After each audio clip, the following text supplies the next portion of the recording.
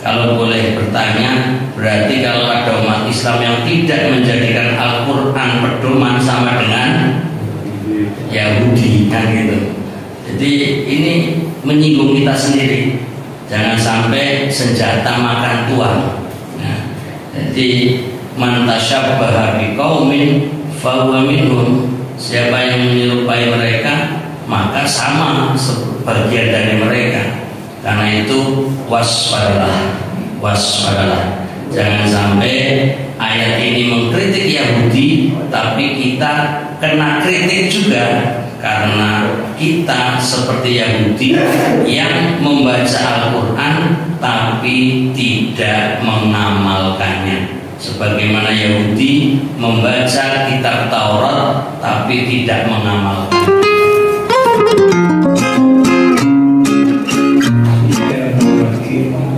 Assalamualaikum warahmatullahi wabarakatuh. Alhamdulillahirrahmanirrahim. Wassalatu wassalamu ala ashrofil anbiya'i wal mursalin wa ala alihi wa sahbihi ajma'in. Asyhadu an la ilaha illallah wahdahu la syarika lah wa asyhadu anna Muhammadan abduhu wa rasuluh. Allahumma sholli ala Muhammad wa ala ali Muhammad kama sholaita ala Ibrahim wa ala ali Ibrahim innaka Hamidum Majid. Rabbi sholli sadri wa yassir li amri wahlul 'uqdatam min lisani yafqahu qawli. Jamaah salat subuh Masjid Baitul Syukur yang berbahagia dan insyaallah dirahmati Allah Subhanahu wa taala. Marilah yang pertama dan yang utama, kita selalu tidak bosan dan tidak henti-hentinya untuk bersyukur kepada Allah Subhanahu wa taala dengan ucapan Alhamdulillahirabbil alamin. Salawat dan salam semoga tetap kita curahkan kepada junjungan kita Nabi besar, Nabi agung Muhammad sallallahu alaihi wasallam. Jamaah salat subuh Masjid Baitul Syukur yang dirahmati Allah Subhanahu wa taala. Pada hari ini seperti biasa Jumat 15 November 2024 ba'da salat subuh Masjid Baitul Syukur menyelenggarakan pengajian kajian ba'da subuh yang akan disampaikan oleh Al-Ustaz Haji Furqan Hasbi LC MPDI. Setelah salat kajian pada subuh, insya Allah dilanjutkan dengan sarapan bersama yang pada hari ini telah disediakan oleh ibu-ibu jamaah Masjid Baitul Syukur kelompok 2. Alhamdulillahirrahmanirrahim. Jamaah salat subuh yang berbahagia, untuk menyingkat waktu, marilah pengajian kajian ba'da subuh pada hari ini kita awali bersama-sama dengan bacaan basmalah. Bismillahirrahmanirrahim. Kepada yang terhormat Bapak Haji Furqan Hasbi kami persilakan. Assalamualaikum warahmatullahi wabarakatuh.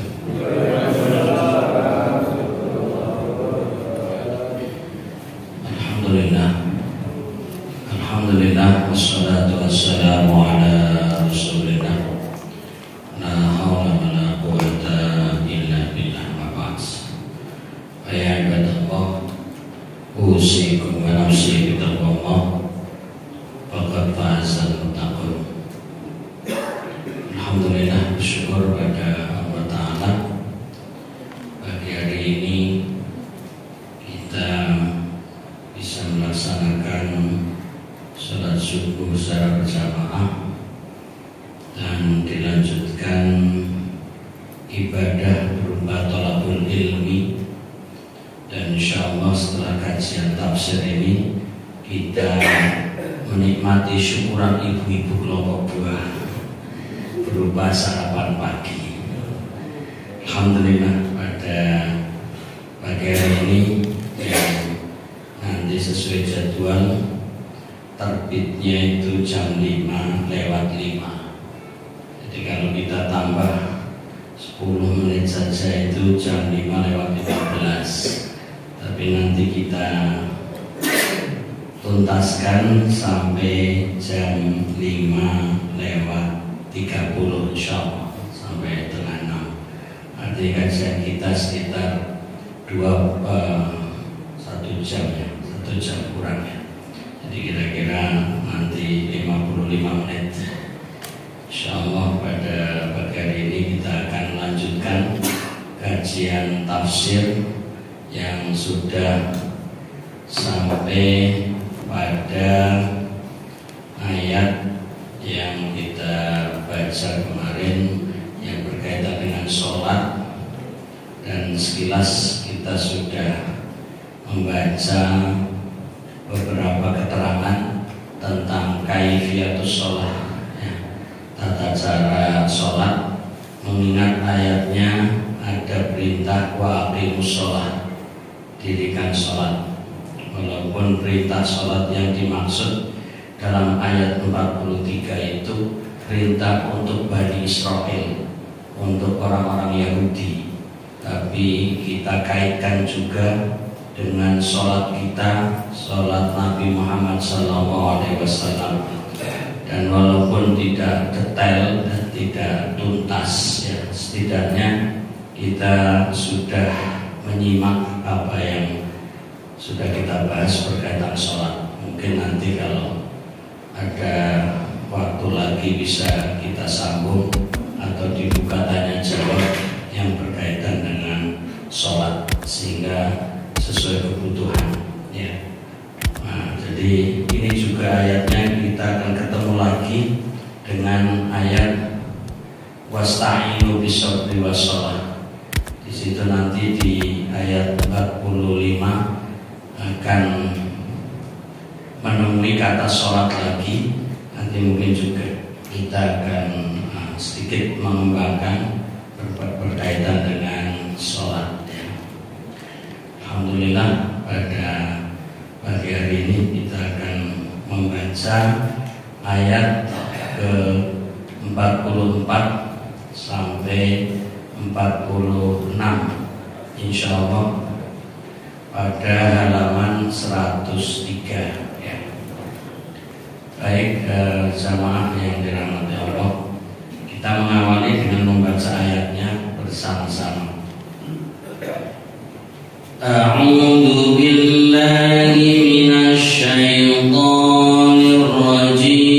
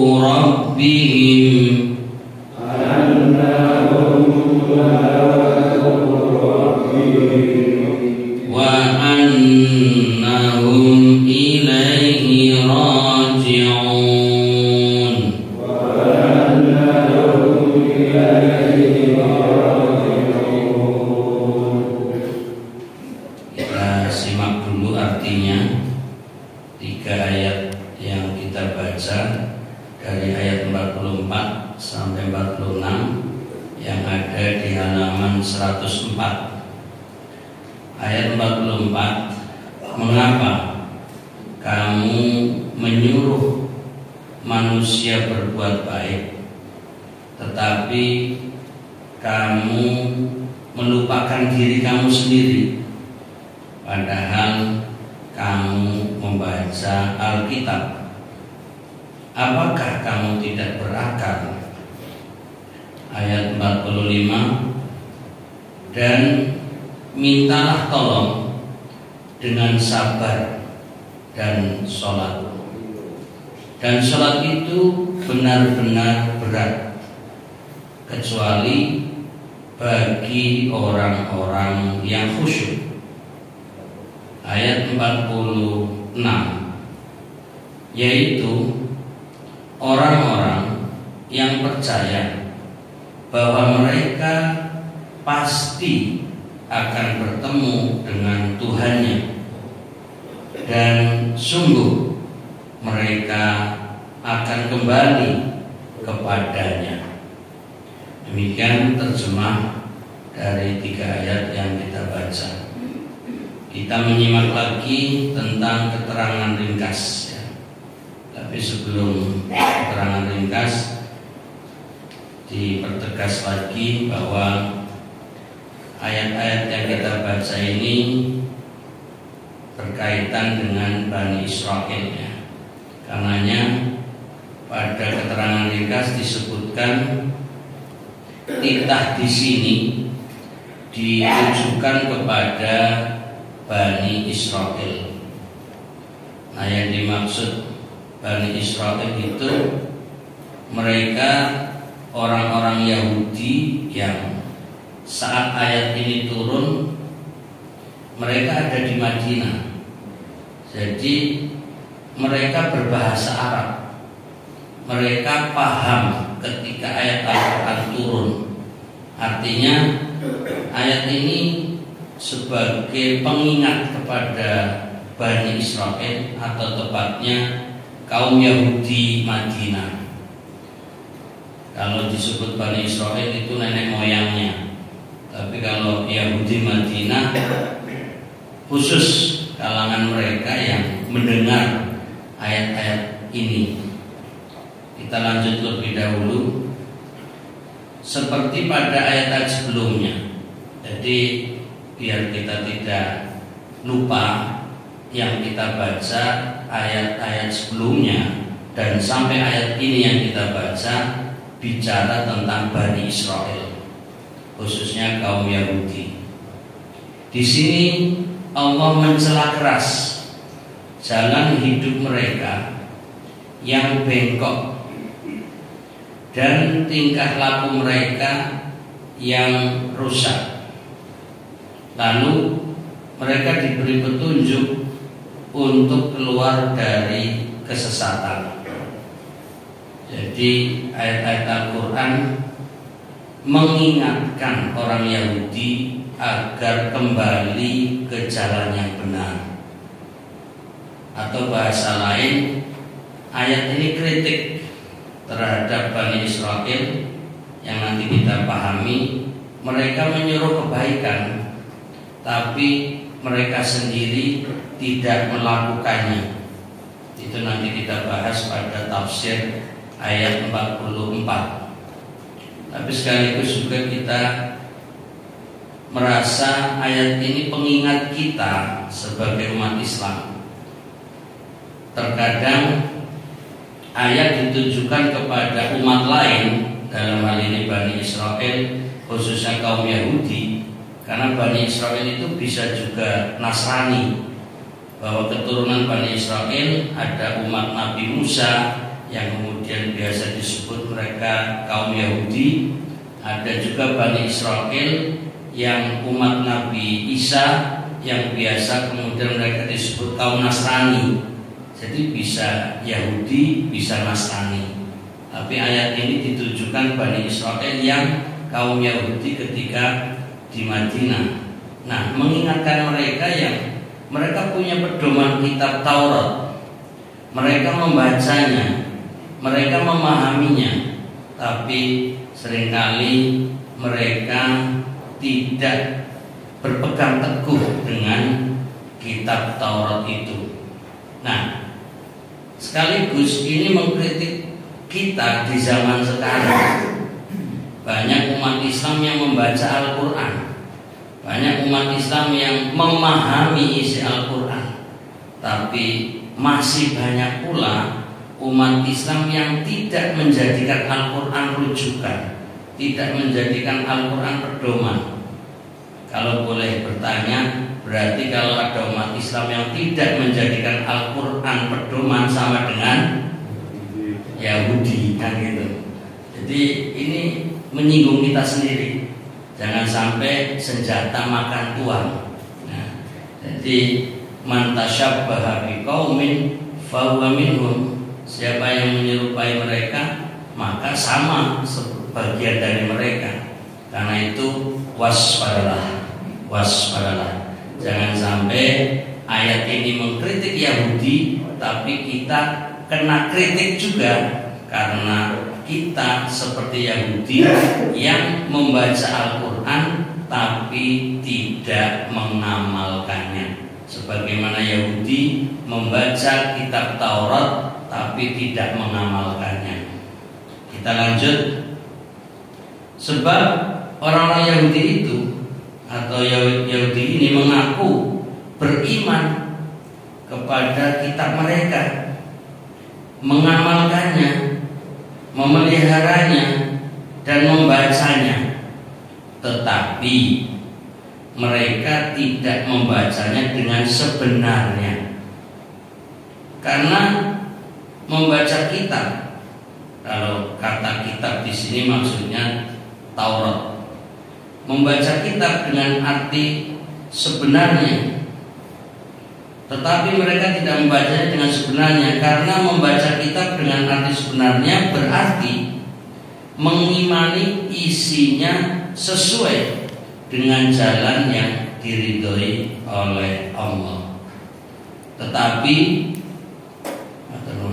para pendeta dan padri mereka yang biasa menyuruh orang berbuat baik dan mencegah yang mungkar itu tidak mau menyebut kebenaran kecuali kalau cocok dengan hawa nafsu mereka, serta tidak mau melaksanakan hukum yang bertentangan dengan kemauan nafsu mereka. Ini kalau kita melihat mereka dengan enteng, mereka Yahudi sesat, mereka katanya berpedoman Taurat tapi menyimpang, mereka katanya membaca Taurat tapi tidak mengamalkan, atau mengaku mengamalkan tapi sesuai dengan hawa nafsu mereka. Pertanyaan besarnya, apakah masih ada umat Islam yang seperti itu? Jawabannya ada. Tapi siapa? Ya itu yang perlu kita evaluasi diri. Jangan-jangan kita juga. Na'udzubillahi min dzalik. Jadi biar kita bukan hanya melihat dan melirik Yahudi, tapi ayat ini sekaligus melirik diri kita sendiri, mengevaluasi, mengintrospeksi apakah kita sudah sesuai Alkitab, dalam hal ini Al-Quran. Kalau Yahudi sudah jelas Allah memberitahu mereka menyimpang dari Alkitab, yaitu Taurat. Dalam Taurat telah disebutkan tentang sifat Nabi Sallallahu Alaihi Wasallam. Sungguh akan bangkit dari antara saudara mereka seorang Nabi yang menegakkan kebenaran. Tersebut dalam kitab Ulangan 18 ayat 17, 18 dan 19 sebagai berikut. Nah, ini seakan-akan kita baca Taurat ini. Ayat 17, Tuhan berfirman kepadaku, yaitu Musa, apakah yang dikatakan mereka itu baik? Ayat 18, aku akan bangkitkan seorang nabi seperti engkau, yaitu Musa, dari antara saudara mereka. Aku letakkan firmanku pada mulutnya, lalu ia mengatakan kepada mereka segala yang kuperintahkan kepadanya. Ayat 19, orang yang tidak mau mendengar firmanku yang ia ucapkan atas namaku, akan kutuntut darinya pertanggungjawaban. Jadi ini ayat-ayat yang menegaskan adanya kenabian Muhammad SAW. Jadi difokuskan kepada Bani Israel, yaitu orang Yahudi Madinah yang tidak mau beriman kepada Nabi Muhammad SAW. Padahal di dalam kitab Taurat ada informasi akan datangnya seorang nabi, dan ciri-ciri yang disebutkan menunjukkan itu adalah Nabi Muhammad SAW. Tapi seakan-akan mereka tidak mengakui, atau seakan-akan mereka tidak tahu, menganggap bukan itu, bukan Muhammad, tapi ada yang lain dan seterusnya. Intinya mereka menyembunyikan kebenaran. Kemudian berita nubuat ini kemudian mereka rubah dan putar balikan menurut hawa nafsu mereka. Kaum Bani Israel punya hari-hari keagamaan yang mengingatkan mereka kepada nikmat-nikmat Allah kepada mereka, dan untuk mendorong hati mereka menegakkan dan mengamalkan agama. Namun dengan berlakunya masa yang lama, maka hati mereka menjadi keras, lalu keluar dari ajaran agama, jalan kebaikan dan jalan kebenaran. Para pendeta dan padri lalu berpegang kepada simbol-simbol agama yang kemudian masyarakat membeo kepada mereka.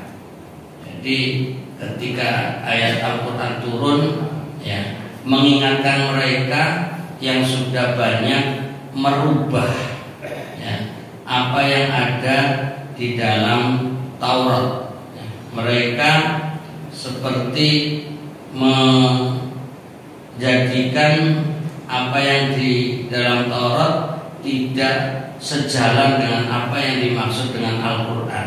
Padahal kalau dicocokkan misinya sama. Apa yang ada di Taurat yang dibawa oleh Nabi Musa alaihissalam dengan apa yang dibawa oleh Nabi Muhammad SAW dalam Al-Quran.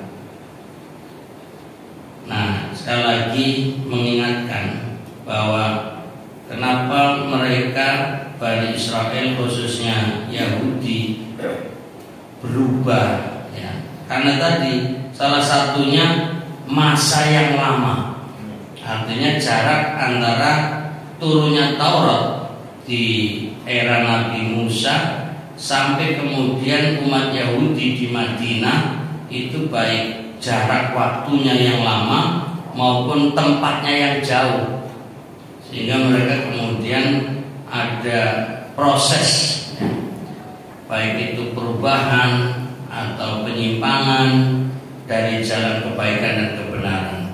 Nah, ini juga yang dikhawatirkan terjadi pula pada umat Islam. Ketika Al-Quran turun di masa Nabi Muhammad SAW, para sahabat bisa menerapkan apa yang ada dalam Al-Quran.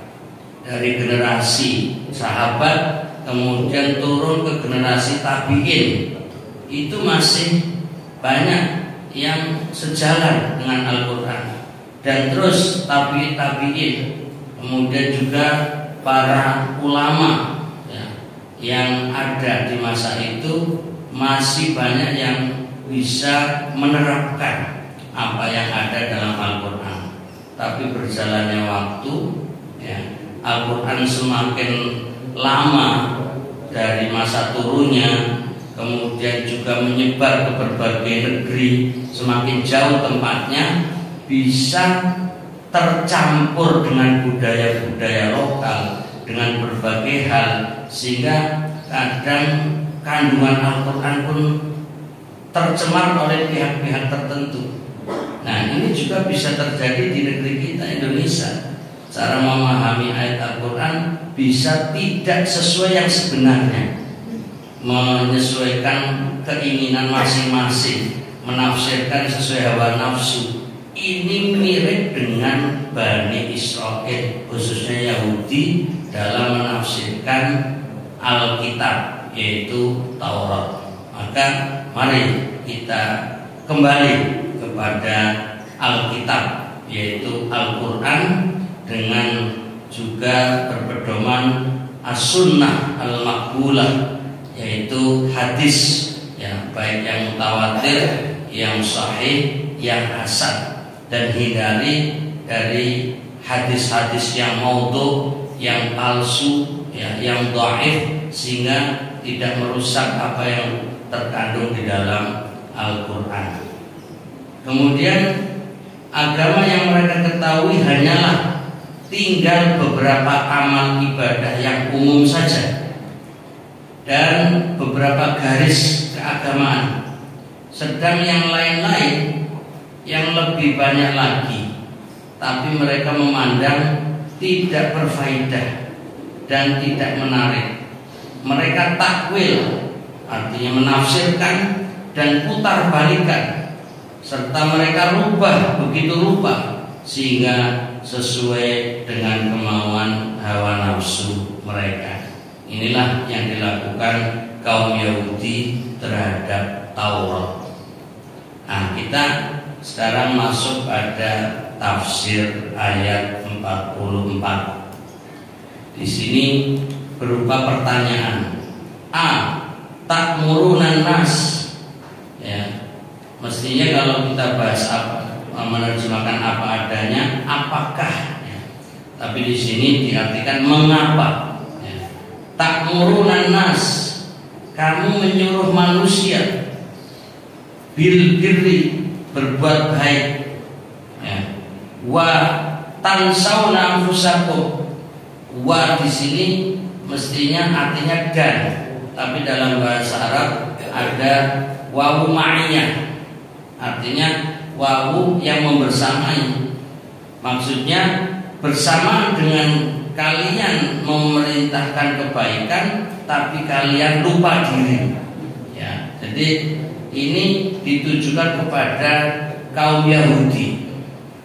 Tapi ketika kita baca Al-Quran seperti ini, juga sekali lagi ingat, seakan ayat ini mengingatkan kita juga, walaupun sababun nuzulnya berkaitan dengan kaum Yahudi, maka kita bisa melihatnya secara umum. Al-ibrah bi umumil lafzi la bi khususis sabab. Mengambil pelajaran itu khususnya dari ayat Al-Quran, sekalipun ini, ya, sebab nuzulnya berkaitan dengan Bani Israel, berkaitan dengan kaum Yahudi khususnya di Madinah, tapi kita ambil keumuman redaksinya, yaitu mempertanyakan apakah kalian mengajak kebaikan sementara kalian lupa. Jadi seakan-akan ini juga bicara kepada kita umat Islam, yaitu al-ibrah bi umumil lafzi, mengambil pelajaran berdasarkan keumuman lafalnya, keumuman redaksinya, la bi khususis sabab, bukan hanya berdasarkan sebab turunnya ayat ini. Kalau kita bicara tentang hanya sebab turunnya ayat ini, berarti ayat ini hanya berlaku bagi kaum Yahudi. Ini hanya ditujukan kepada Bani Israel. Seakan-akan ayat ini tidak berlaku bagi umat Islam. Ini bisa salah tafsir juga. Artinya kalau apa-apa kita kaitkan dengan hanya sababun nuzulnya, kemudian mengabaikan keumuman lafalnya, ini bisa seakan-akan Al-Quran berlaku di zaman-zaman tertentu saja, hanya berlaku bagi umat-umat tertentu saja, khususnya di sini Yahudi, jadi seakan tidak berlaku bagi umat Islam. Karena itu kembali lagi al-ibrah bi umumil lafzi. Kita mengambil pelajaran dengan keumuman redaksi. Kemudian pada penjelasan di ayat ini, ya, titah ini ditujukan kepada para pembawa Alkitab. Ya, jadi nanti mengapa kamu menyuruh manusia berbuat baik? Tetapi, jadi kata tetapi itu terjemahan dari kata wa yang artinya dan, tapi karena dianggap wawu ma'iyah, tetapi kamu melupakan diri kamu sendiri. Ya, ini seakan Allah mengajak bicara melalui Nabi Muhammad kepada kaum Yahudi pembawa Alkitab. Ya, karena istilah dalam Al-Quran, Alkitab itu bisa meliputi Taurat, bisa meliputi Injil, bisa juga Al-Quran. Jadi kata Alkitab itu semua yang Allah turunkan menggunakan kata Alkitab. Seperti kita baca awal Al-Baqarah, Alif Lam Mim, terus Dzalikal Kitab. Ya, Dzalikal Kitab artinya Alkitab itu yaitu Al-Quran. Jadi Al-Quran juga disebut Alkitab, sebagaimana Taurat juga disebut Alkitab, Injil juga disebut Alkitab. Jadi kata Alkitab itu bisa berlaku untuk semua kitab yang diturunkan Allah kepada para nabinya. Nah, ketika kita membaca Alkitab di sini, maksudnya adalah Taurat. Di antara para rahib-rahib diriwayatkan dari Ibnu Abbas, ini pakai hadis, bahwa ayat ini diturunkan berkenaan dengan sikap pendeta-pendeta Yahudi Madinah. Nah, ini namanya sababun nuzul, yaitu sedang cerita sejarah sebab turunnya ayat Al-Quran ini. Mereka dengan secara sembunyi-sembunyi menyuruh orang-orang lain beriman kepada Nabi Muhammad SAW, tetapi mereka sendiri tidak mau beriman. Ini unik juga. Mereka sebenarnya yakin itu Muhammad, itu ya Nabi sesuai dengan Alkitab Taurat. Ya kalian harus percaya kepada Muhammad itu. Tapi mereka sendiri tidak mau iman, gitu. Jadi mengakui, tapi mereka sendiri tidak mau menyatakan diri. Seperti kalau bahasa umumnya gengsi lah. Ya, mereka nggak mau menyatakan diri untuk mengakui kenabian Muhammad SAW. Kita baca penjelasan berikutnya. Dan As-Suddi berkata, kaum pendeta Yahudi ini menyuruh orang-orang lain taat kepada Allah dan melarang berbuat maksiat, tetapi mereka sendiri melanggar larangan-larangan itu. Nah, ini bersifat umum. Artinya di dalam Alkitab, yaitu Taurat, ada perintah berbuat baik, perintah untuk melaksanakan sholat, perintah untuk melaksanakan zakat, ya, bahkan perintah untuk siam atau puasa. Jadi banyak ibadah-ibadah yang diberitakan Allah di dalam Alkitab, yaitu Taurat. Tapi prakteknya tidak semua orang Yahudi melakukannya. Ini kalau penjelasan dari As-Suddi, ya. Sebagaimana mereka juga menginginkan kebaikan, sehingga melarang berbuat maksiat bagi umat Yahudi. Jadi mereka pada prinsipnya punya panduan, jangan berbuat jahat, jangan berbuat maksiat, berbuatlah baik.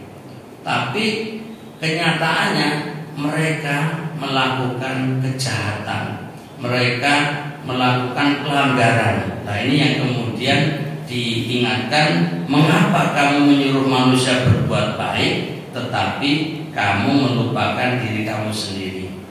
Nah, kalau kita kaitkan dengan umat Islam, ada nggak kiai, ustadz, ya, habib atau apalah namanya yang dianggap seorang berilmu, tapi ternyata yang mereka perintahkan mereka sendiri melanggarnya, tidak melakukan, atau yang mereka informasikan melarang ini dan itu mereka juga melanggarnya. Masih adakah seperti itu? Ya, kayaknya jawabannya masih ya. Tapi kita nggak boleh menyebut dan nggak boleh menuduh. Tapi secara garis besarnya, secara umum masih banyak umat Islam secara umum yang mengakui kebenaran Al-Quran tapi tidak melakukan apa yang diperintahkan dalam Al-Quran dan tidak meninggalkan apa yang dilarang dalam Al-Quran. Ini mirip dengan orang Yahudi. Ya, kita hanya bisa mengucapkan na'udzubillahi min dzalik. Ya Allah, kami berlindung padamu dari hal itu. Kemudian selanjutnya melupakan. Yang dimaksud di sini ya, kata-kata tansauna, ya, kalian melupakan ialah meninggalkan. Sebab logikanya manusia tidak akan melupakan kebaikan bagi dirinya dan tidak senang orang lain merebut keberuntungan dirinya. Digunakannya kata melupakan dalam ayat ini adalah untuk menyatakan betapa hebatnya mereka itu bersikap lalai dan tak acuh mengerjakan kebaikan yang semestinya dikerjakan. Jadi maksudnya, jika kamu hai Bani Israel betul-betul beriman kepada janji Allah yang menyatakan bahwa bagi orang yang berbuat baik akan dapat pahala dan yang meninggalkan mendapatkan siksa, maka mengapa kamu sendiri melupakan diri kamu? Nah, ini sebagai teguran kepada Bani Israel, yaitu kaum Yahudi khususnya yang tinggal di Madinah, dan lebih khusus lagi kepada para pendeta, para rahib yang mereka membaca isi Taurat. Dan kita berharap ya umat Islam juga mengamalkan apa yang ada di dalam Al-Quran. Dan sebenarnya di dalam Taurat itu sendiri ada banyak yang sama dengan apa yang ada dalam Al-Quran. Ya tadi contohnya perintah sholat, aqimus sholat, itu perintah Allah kepada Bani Israel yang juga ada di dalam Taurat. Wa atuz zakah, tunaikanlah zakat, itu juga ada perintah ya kepada Bani Israel. Nah, ini sama dengan apa yang ada dalam Al-Quran. Jadi ajaran Nabi Musa dan ajaran Nabi Muhammad SAW sama-sama dari Allah Ta'ala, sehingga perintahnya sama ya. Hanya beda waktu, beda zaman. Hanya khususnya Taurat dan juga Injil ditujukan khusus kepada Bani Israel. Sementara Al-Quran ini lebih luas ya, ditujukan kepada Bani Israel dan seluruh umat manusia dimanapun berada.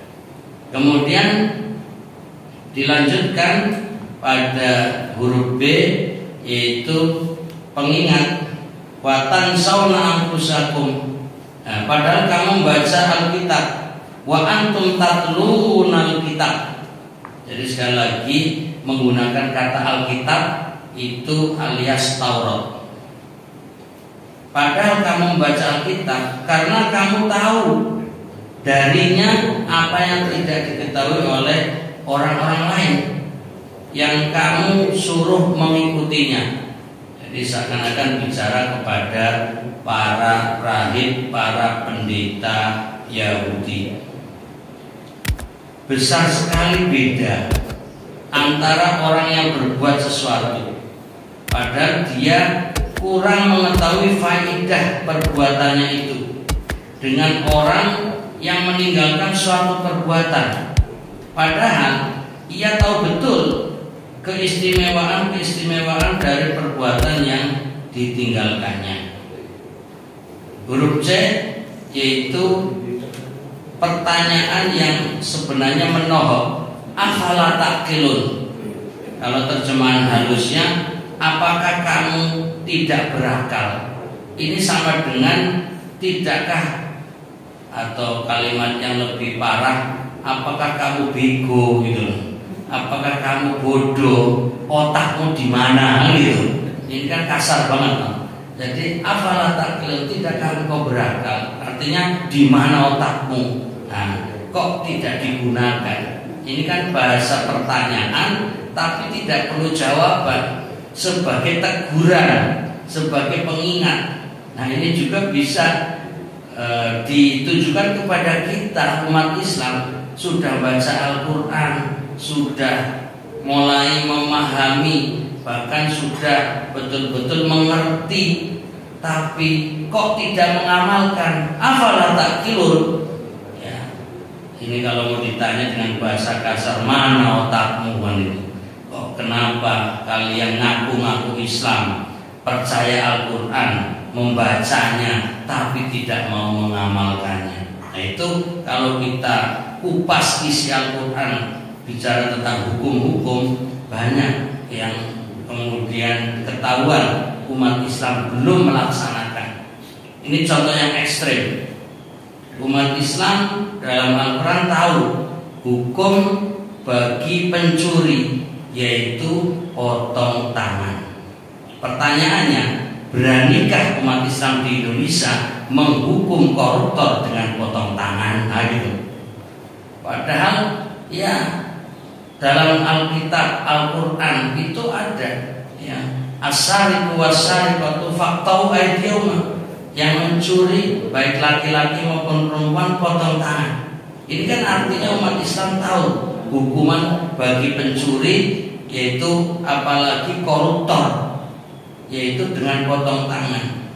Tapi ternyata tidak ada hukum yang diberlakukan di Indonesia sesuai Al-Quran. Nah, nanti cari-cari tafsir, ya itu kan di Arab kan. Nah, itu kan cocoknya masa lalu. Al-Quran kan disesuaikan lah dengan tempat, dengan zaman. Ya paling tidak cukup penjara kan gitu. Nah, ini kan sama dengan kita iman kepada Al-Quran tapi tidak mau mengamalkan.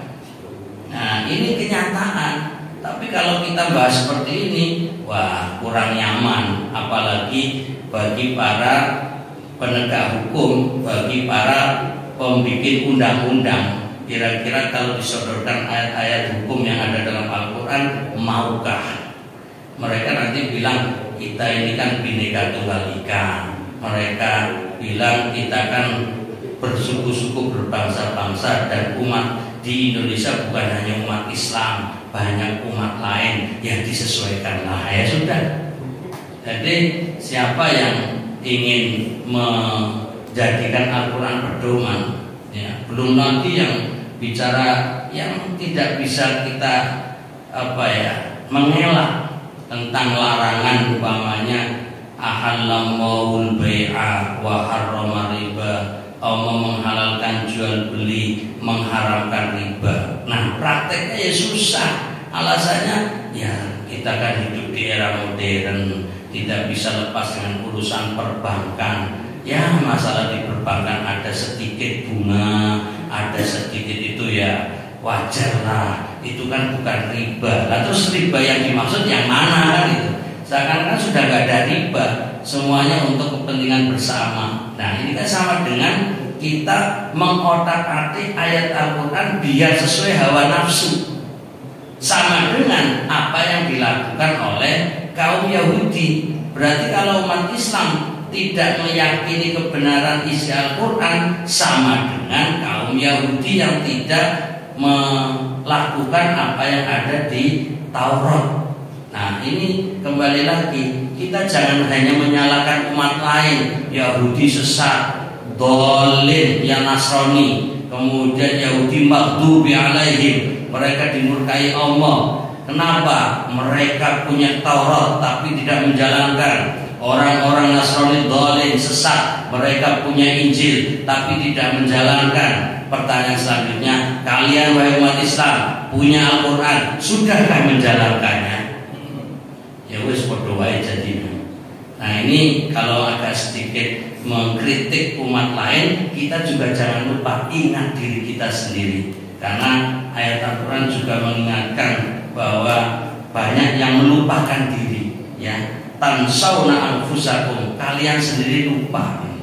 Nah ini biar menggabungkan antara ayat ini berkaitan dengan Yahudi, tapi jangan lupa ayat ini juga untuk umat Islam. Walaupun sababun nuzulnya fokus kepada kaum Yahudi Madinah dari kalangan Bani Israil, tapi bukan berarti khusus bagi mereka sehingga ayat ini seakan-akan sudah nggak berlaku buat umat Islam. Nah ini makanya dikait-kaitkan. Kemudian selanjutnya pada keterangan disebutkan bahwa, saya baca ulang, tidakkah kamu punya akal sehingga bisa mencegahmu dari kebodohan ini dan mengingatkanmu akan akibatnya yang fatal. Karena orang punya akal sedikit saja tentu tidak mau mendakwakan diri bahwa ia berpengetahuan luas tentang Alkitab, membimbing orang lain ke jalan petunjuknya, dan menerangkan kepada orang lain tentang jalan kebahagiaan lantaran mengikutinya. Tetapi kemudian ia sendiri justru tidak mengamalkannya dan tidak mau memegangi perintah-perintah dan larangan-larangannya. Titah ini sekalipun ditujukan kepada orang-orang Yahudi, ini mulai masuk, namun dapatlah dijadikan pelajaran bagi yang lain. Setiap bangsa, baik secara perorangan atau kelompok, dalam memperhatikan keadaan dirinya. Kemudian waspadalah, hanya ini. Sehingga kemudian waspadalah, jangan sampai keadaannya seperti kaum Yahudi itu, sehingga pada sisi Allah hukumnya sama dengan mereka. Karena balasan Allah diberikan terhadap gerak-gerik hati dan perbuatan anggota badan, bukan kepada perorangan dan bangsa tertentu.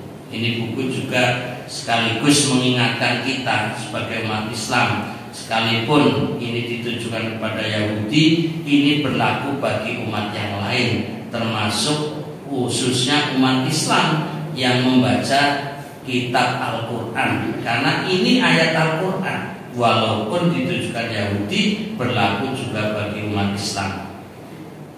Setelah Allah menerangkan jeleknya keadaan mereka, yaitu kaum Yahudi, menyebutkan bahwa akal tidak bermanfaat bagi mereka dan kitab suci tidak dapat mengingatkan mereka, maka Allah membimbing mereka pada jalan yang ideal, yaitu agar minta tolong kepada Allah dengan hati sabar dan mengerjakan sholat. Jadi Allah tetap punya rahmat, punya kasih sayang, walaupun tahu kaum Yahudi merubah isi Taurat, walaupun tahu kaum Yahudi tidak menjalankan isi Taurat, tapi Allah tetap memberi pengarahan dengan wasta'inu bis-sabri was-shalah. Coba bayangkan betapa besar kasih sayang Allah kepada kaum Yahudi, ya. Allah lebih besar kasih sayangnya daripada amarahnya. Iya, Allah seperti menegur kaum Yahudi terhadap kesalahan mereka, tapi masih memberi pengarahan yaitu wasta'inu, dan mintalah tolong, bisobri, dengan sabar, wassalah, dan sholat. Jadi ayat ini ditujukan kepada kaum Yahudi, apalagi kepada kita umat Islam harus selalu dengan sabar menghadapi kenyataan ini. Sabar, ini nggak ada bahasa sabar ya. Sabar yang sebenarnya hanya akan terjadi dengan jalan mengingat janji Allah. Jadi bahwa pembalasan yang baik akan diterima oleh orang yang menahan hawa nafsu yang terlarang, yang memang merupakan kecenderungan jiwa manusia, yang mengamalkan berbagai macam kebaikan yang berat dirasakan, dan dengan jalan memikirkan bahwa segala musibah berlaku menurut takdir Allah. Karena itu ia wajib tunduk menyerah kepada perintahnya. Jadi ini sebagai pengarahan ya untuk kaum Yahudi sabar menghadapi kenyataan. Ya, artinya mereka harus sabar menahan hawa nafsu. Kembalilah kepada Taurat, ikutilah apa yang ada di dalam Taurat. Nah, kembalilah, ya, laksanakan atas perintah-perintah Allah, diantaranya sholat, zakat, ya, dan mengimani Al-Quran, mengimani Nabi Muhammad SAW. Jadi memberi pengarahan, apa yang kalian pegang kitab Taurat, memberi pengarahan untuk iman kepada Nabi berikutnya, yaitu baik itu Nabi Isa juga Nabi Muhammad. Imanlah ya, tanpa meninggalkan Taurat, tapi tetap meyakini kebenaran Taurat dan kemudian juga iman kepada Al-Quran. Harusnya begitu. Kemudian dijelaskan lebih lanjut ya, untuk sabar menghadapi musibah. Ya, ini tentu pertama ditujukan kepada Bani Israel tadi, yaitu orang-orang Yahudi. Ya, musibah apapun yang mereka dapatkan sesuai dengan takdir yang Allah berikan. Tapi ini juga pesan buat kita, sabar menghadapi keadaan. Ya, artinya bagi umat Islam yang punya kesadaran ingin kembali kepada Al-Quran, ingin menegakkan kitab Allah, ingin menjalankan isi yang Allah perintahkan, akan menjauhi apa yang Allah larang, tapi terkadang penuh dengan tantangan dan rintangan, baik dari hawa nafsu diri sendiri maupun tantangan dan rintangan dari pihak lain yang mungkin tidak mengizinkan untuk menerapkan apa yang ada dalam Al-Quran. Dalam Al-Quran umpamanya ada perintah ya, untuk bagi kaum wanita untuk menutup aurat, tapi ada pihak-pihak yang kemudian melarang. Nah, ini kan untuk sabar bagi yang berhadapan dengan larangan itu. Artinya ingin menerapkan tapi kemudian terhalang. Tapi alhamdulillah di Indonesia sebenarnya sudah longgar ya. Di era sekarang sudah punya kelonggaran menjalankan seperti menutup aurat ya. Tapi masih banyak juga orang diberi kelonggaran belum juga melaksanakan. Jadi sebagian umat Islam ini khususnya kepada ibu-ibu, kepada kaum wanita, mereka berpikir yang namanya menutup aurat hanya waktu sholat. Mereka berpikir kalau sedikit saja rambut keluar saat sholat, nggak sah sholatnya, batal. Sampai tangan juga, punggung tangan tidak boleh kelihatan, sehingga ditali bagaimana biar sholat ya punggung telapak tangannya tetap tertutup. Begitu sholat malah you can see, Anda bisa lihat. Kemudian lekton kayak katon apa populer pupune diler. Ini kan artinya melencengkan apa yang dia yakini. Seakan-akan hanya waktu sholat saja menutup aurat begitu ketat. tapi selesai sholat lepas semuanya. Nah, ini yang sangat disayangkan. Ajarannya mengarahkan untuk menutup aurat bukan hanya waktu sholat, sepanjang dia di depan umum, di depan yang bukan mahram harus menutup aurat. Tapi prakteknya apa yang kita lihat?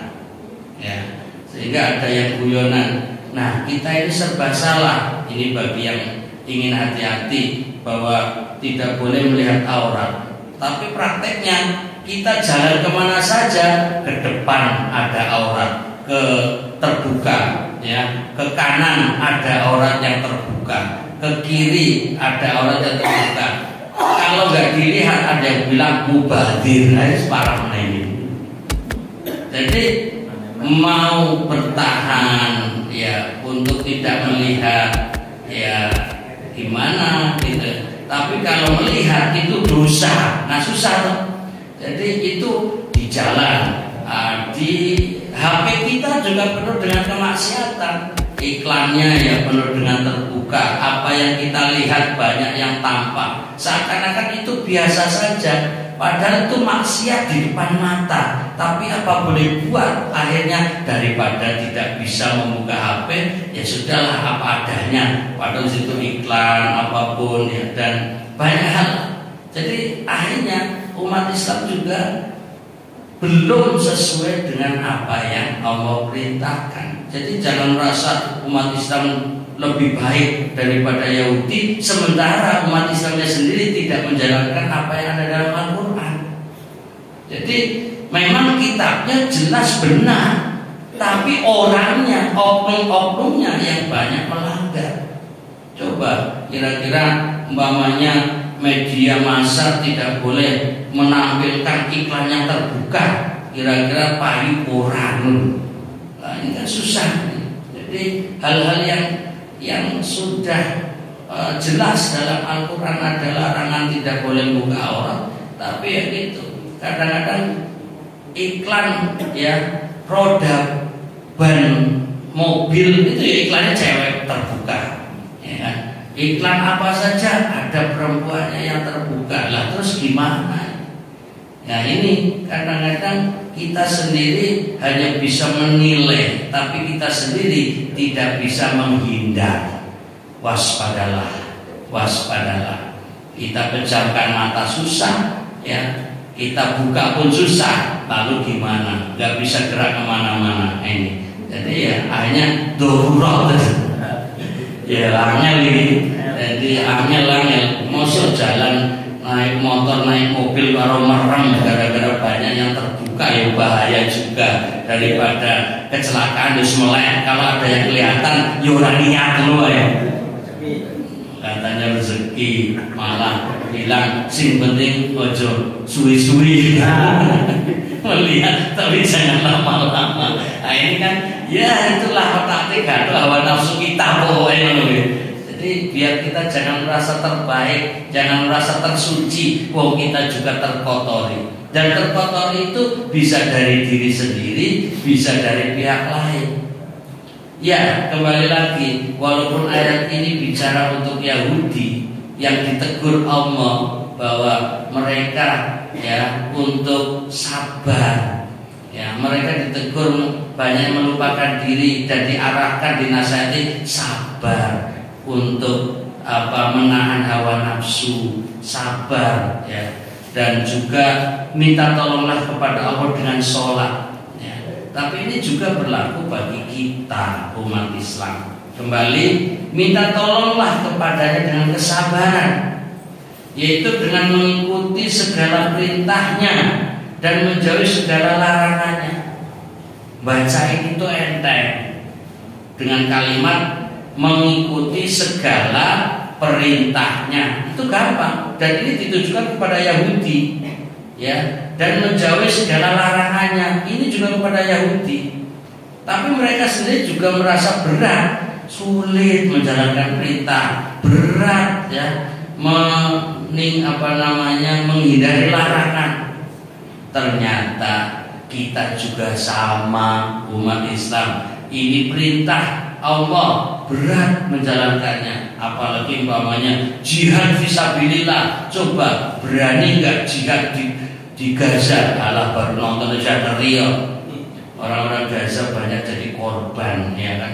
Mereka sudah betul-betul berjuang mempertahankan tanah, ya, milik mereka, tanah air mereka, tapi mereka sudah tidak mampu lagi karena harus berhadapan dengan rudal, berhadapan dengan bom. Ya, secara logis mereka meninggalkan tempat, tapi mereka kehilangan tempat tinggal. Mereka betul-betul sudah sabar.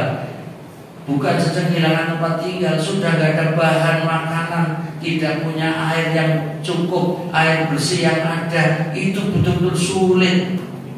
Mereka betul-betul dengan susah payah. Ya, kita bisa mengatakan sabar, ya, tapi kita prakteknya untuk mencoba, ya, membantu mereka pun tidak mudah. Apalagi kita yang terjun ke sana, ya, kita nggak level lah. Ya, tapi paling tidak kata-kata perintah jihad, nah itu mesti masih berlaku. Cuma ya tadi kembali lagi, mampukah kita? Nah, jadi biar kita jangan mudah menyalahkan orang, tapi kita sendiri banyak salah. Kemudian minta tolong dengan sholat. Nah, ini masuk pada bab sholat, ya, tapi waktunya habis.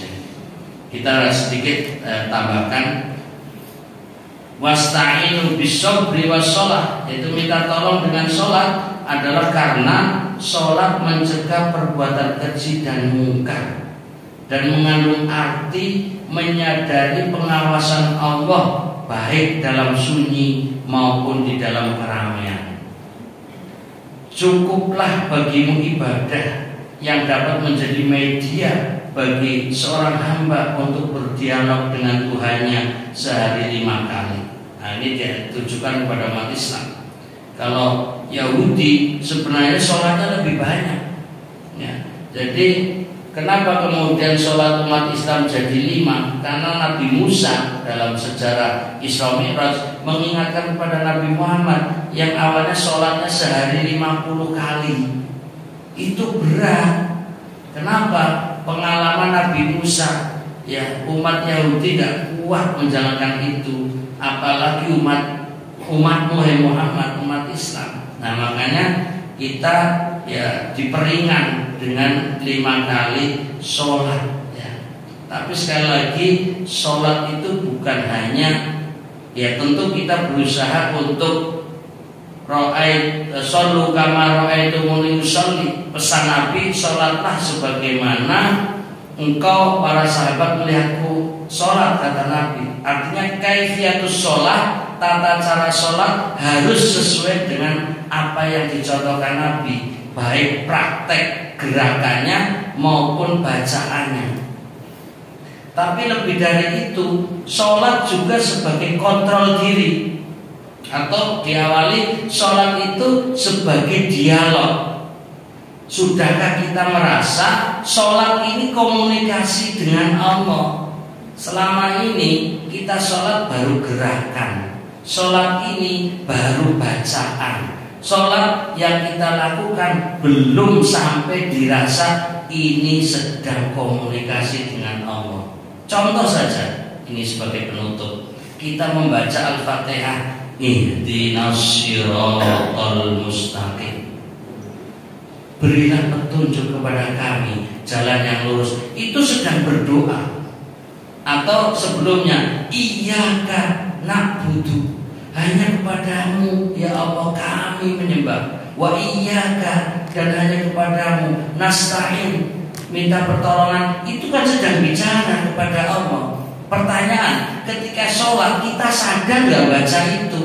Iya sadar. Ketika sadar, paham gak apa maksudnya? Iya paham. Sudahkah sampai dirasa di pikiran dan hati? Embuh, angel jawabnya, ya, angel. Jadi ternyata sholat yang kita tiap hari melakukan, baik sholat wajib 5 waktu, yang 17 rakaat, yang setiap rakaatnya Al-Fatihah kita baca, itu pun gak greget di hati, itu pun kosong di pikiran, itu pun nggak dirasakan ini sebagai media komunikasi.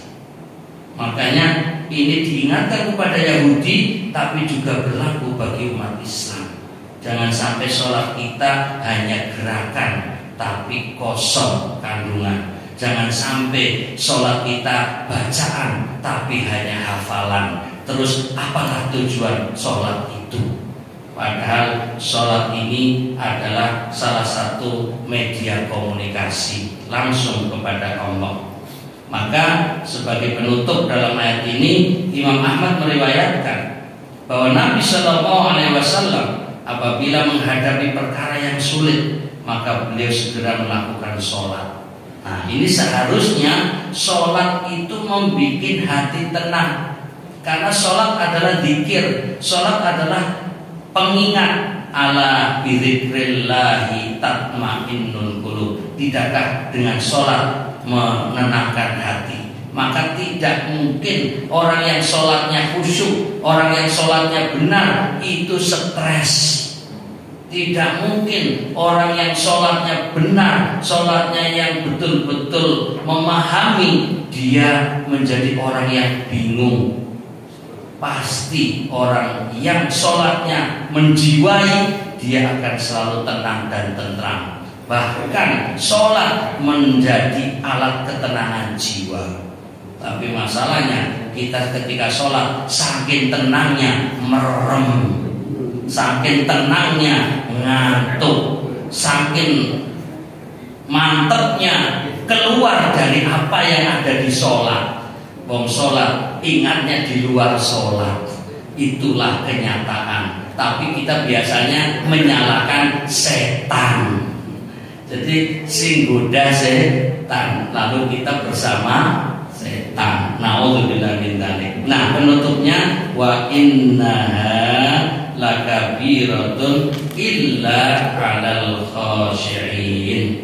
Ini belum bisa selesai, tapi setidaknya kita bisa membaca, nanti bisa diulangi. Sungguh sholat itu benar-benar berat atau berat benar kecuali bagi orang yang khusyuk. Mudah-mudahan kita bisa meraih sholat yang khusyuk. Untuk lebih mendalamnya kita ulang nanti pada halaman 107 pada kesempatan yang akan datang. Insya Allah sehat selalu, tetap semangat. Mana semangatmu? Mana khusyukmu? Mudah-mudahan meraihnya. Allahu Akbar. Mari kita sarapan. Akhirul kalam, subhanakallahumma bihamdika asyhadu an la ilaha illa anta astaghfiruka wa atubu ilaik. Wa billahi taufiq wal hidayah. Assalamualaikum warahmatullahi wabarakatuh.